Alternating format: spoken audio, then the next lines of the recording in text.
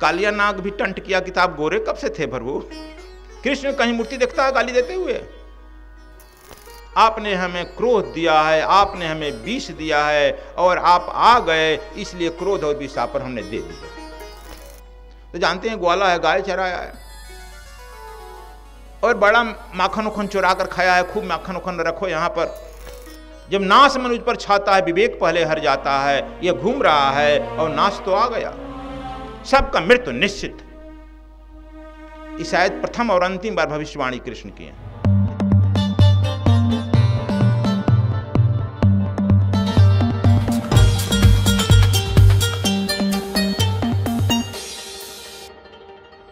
एक बार भगवान कृष्ण कालिया नाग पर फुफकारा, उन पर हम विष डाल दिया। कालिया नाग भगवान कृष्ण चक्र सुदर्शन निकाल कर मारते हैं तुमको।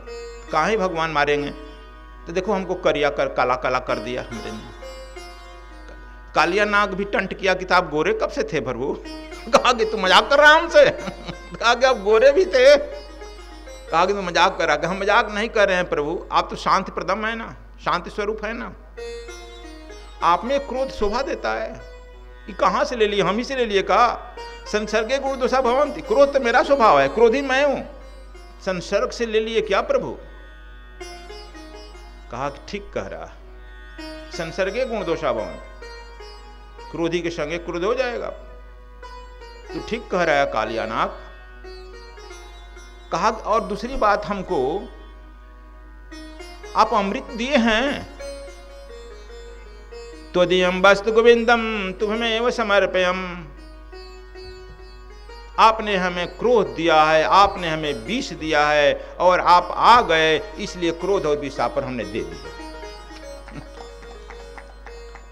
अर्पित कर दिया। त्वदीयं वस्तु, आपका दिया हुआ आपको हमने अर्पित कर दिया। ठीक किया कि गलती कहा? अब आपको हमने दे दिया और आपका शांत स्वरूप मैं लेना चाहता हूं। तब भगवान कृष्ण जो है उसके मस्तक पर खड़े हो गए हैं और उसके जब मस्तक पर, गुरु जब उसके मस्तक पर खड़ा होता है, जानता है कहाँ से निकलती है ऊर्जा। सबसे ज़्यादा ऊर्जा में निकलती है किसी बड़े से शिष्य और गौरी गोविंद के पैर से और नहीं तो हाथ से। इसलिए जो है शिष्य जाकर साष्टांग प्रणाम करता है, पैर पर अपना सिर रखता है, गुरु प्रसन्न होकर के ऊपर से हाथ रख दे देता है। नीचे से शक्ति गई, ऊपर से शक्ति गई, शांति प्रदम निर्वाण को प्राप्त कर गया। यह सहज प्रक्रिया है। कालिया नाग भी शांत हो गया, हो जाएगा कि नहीं? शांत हो गया, विष उगल दिया। शांतम शाश्वतम। कृष्ण कहीं मूर्ति देखता है गाली देते हुए? दुर्योधन के भी सभा में कृष्ण को ललकार देता है अर्जुन। अपनी औकात नहीं समझता है। क्रोधी आदमी अपनी औकात नहीं समझता है और शांत स्वरूप वाला भी अपनी औकात नहीं समझता है। हनुमान जी को औकात बताना पड़ा जामवंत के द्वारा। का चुप साधेव हनुमाना, औकात बतानी पड़ी ना। शांत स्वरूप तो अपने सच्चिदानंद में है, वो भी अपनी औकात भूल जाता है। हम ना कुछ कहा कर चुप। क्रोधी आदमी भी अपनी औकात भूल जाता है, मन सभा में ललकार देगा। देखो दुर्योधन महेश सभा में ललकार दिया कृष्ण को, बानो बानो इस ग्वालों को, मारो जेल दो। औकात भूल गया ना। कृष्ण तो खड़े थे, मुस्कुराते रहे। हाँ हाँ दुर्योधन, बांधना है तो बांध इस धरती को, बदना है बांध इस पवन आकाश गगन आकाश को। चुनौती दे दी, अपने समझ गए कीमत। अच्छा बांधना है तो पवन को बांधो, आकाश को बांधो, गगन को बांधो। यदि इनको बांधने में समर्थ है तो मुझे बांध सकता है। और वहां अपनी विराट रूप दिखा दिए, लेकिन दुर्योधन की आंख नहीं दे सकी। वहां भी भीष्म पितामह व विदुर देखे, खट से हाथ जोड़ लिए। देखने वाला ही देखा ना। भीष्म पितामह दादा हैं, खट से हाथ जोड़ लिए, विदुर जोड़ लिए। आंख से आंसू आने लगा। लेकिन दुर्योधन देखा, दुर्योधन तैयारी था घूस देने के लिए। घूस जानता है ना, उत्कोच। ग्वाला है, ग्वाला कैसे खुश हो जाएगा? बोलो, यदि ग्वाला आ गया तुम्हारे द्वार पर कर पर, तो उसे खूब सुंदर गाय दे दो, खुश हो जाएगा। तो जानते हैं ग्वाला है, गाय चराया है, इसलिए एकदम दरवाजे पर ही सोने का गाय बनाकर रखा था। इस तरह साधारण गाय चराया, सोने गाय देखेगा बस खुश हो जाएगा। लेकिन उधर देखा ही नहीं, ये ऐसा ग्वाला था कि सुन के गाय की तरफ देखा ही नहीं। और बड़ा माखन उखन चुरा कर खाया है, खूब माखन उखन रखो यहाँ पर, दिखा देना हाड़ी में, बस दौड़ कर खाने लगेगा। या घूस हुआ ना उत्कोच। लेकिन यह ग्वाला ऐसा है कि न उधर गाय की तरफ देखा, न इसे माखन मलाई के हांडी की तरफ देखा।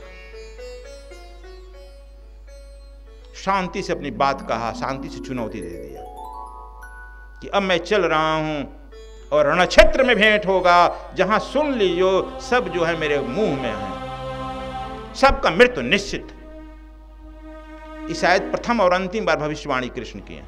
देख लो, वही अपने मुंह, विराट तुम अपने दिखाए मुंह में, देखो तुम्हारा अस्तित्व कहां है। और चुप वहां से चले गए। वह आदमी किसका भोजन करेगा बोल? शांत का। भूख तो लगेगी, मानव शरीर है। तो अब पूछते हैं कि विदुर काका का घर कौन है? झोपड़िया तो उनका घर महल है, तो लोग कहा कि वो झोपड़ी है। तो अच्छा विदुर काका, लेकिन देखो वह जानते हो विदुर काका शूद्र है, लेकिन ये देखो भारतीय परंपरा भी है, नाता में रिश्ता विदुर काका कहते हैं। उनका जाकर दरवाजा खटखटाया, सामंत का तो नहीं खाए, खटखटाए हैं दरवाजा, कहां है विदुर? शांत है। और दरवाजा जाकर खटखटाते हैं, तभी स्नान कर रही थी, आधा कपड़ा खुला है, आधा नंगे है, बूढ़ी औरत विदुरानी निकली, खोली। अरे कृष्ण को देखकर भौचक रह गई। ये भी संभव है, कृष्ण मेरे दरवाजे पर आएगा? कहा काकी बड़ा भूख लगा है। जैसे तुम घर में देखा होगा कि तुम्हारी माँ चाहे नंगे हो, स्नान करने जा रही हो, कपड़ा बदल रही हो, 2-4 साल का लड़का पकड़ नहीं लेता साड़ी, माँ हमको पहले खिलाओ खिलाओ, दूध पिलाओ। वही रूप पकड़ लिए। एक तरफ सभा में गर्जन करके आ रहा है, सारे योद्धाओं को परास्त कर दिया, मानसिक रूप से परास्त कर दिया, धराशायी कर दिया। दूसरे तरफ विदुर काकी के, जो अभी स्नान भी नहीं किया, तुम समाज में अछूत भी कहेगा, दलित कहेगा, उसके यहाँ कहे काकी बड़ा भूख लगा, कुछ खिला। अरे तुमको 5 स्टार होटल में खाना नहीं मिला? वो भी काकी का करे, आओ बैठो बैठो बच्चा बैठो। छूट गई अपना स्नान करना। और केला रखी थी, और क्या था, केला लाई है, और केला जो छिल करके छिलकवा खिला रही है, थी फेंक रही। वो भी हाव भाव भी बोल, या भाव की बात है। भाव से भगवान मिलता है। और जब तक से आपका शांत चित्त नहीं होगा, शांत स्वरूप नहीं होगा, तब तक से भाव में बदलेगा नहीं। और जब तक से भाव में बदलेगा नहीं, तुम्हारा भाव समाधि लगेगी नहीं, तब तक से गुरु गोविंद का आगमन नहीं होगा। शांतम। और भगवान कृष्ण छिलका खाए जा रहे हैं। इधर विदुर जी का लेट हुआ 1 घंटा। बड़े चिंतित हो गए कि अब तो विनाश मनुष्य पर छाया है, अब तो छाया है विनाश। जिसके पर लिखता है विवेक हर जाता है। अब क्या करें, दुर्योधन का मैं अन्न खा रहा हूं, विवेक तो हर गया। किससे यह दंग बोल रहा है, समझ नहीं रहा। तुम जानते हो दुर्योधन के खास समधी हैं कृष्ण? नहीं जानता है, जानो। खास समधी, रिश्तेदार हुआ समधी, इसे भी कोई अज्ञात ना। दुर्योधन की लड़की लक्ष्मणा से कृष्ण के लड़के प्रद्युम्न की शादी है, इसे भी नजदीकी कोई रिश्ता होगा?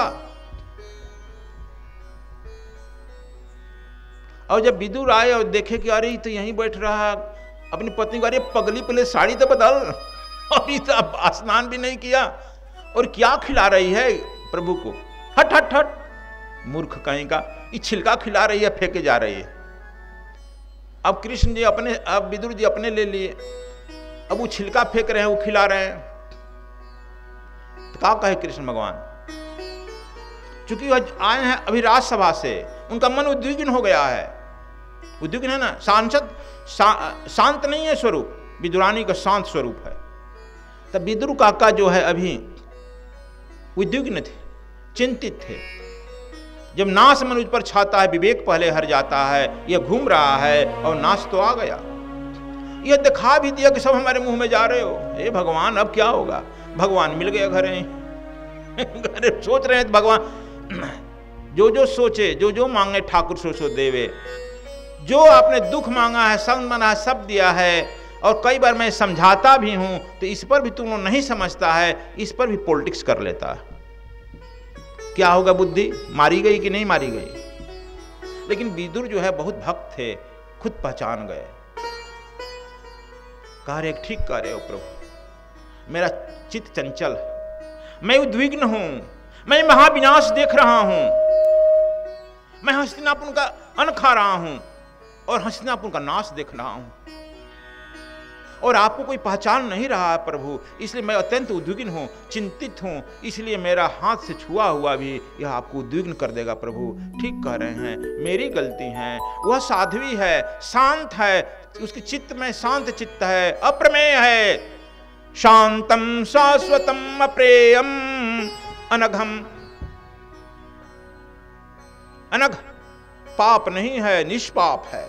अनघ एक ही श्लोक में देखो तो कितना अनग है। अनग माने निष्पाप है और निर्वाण शांति प्रदम, मोक्ष देने वाला है यह शांत।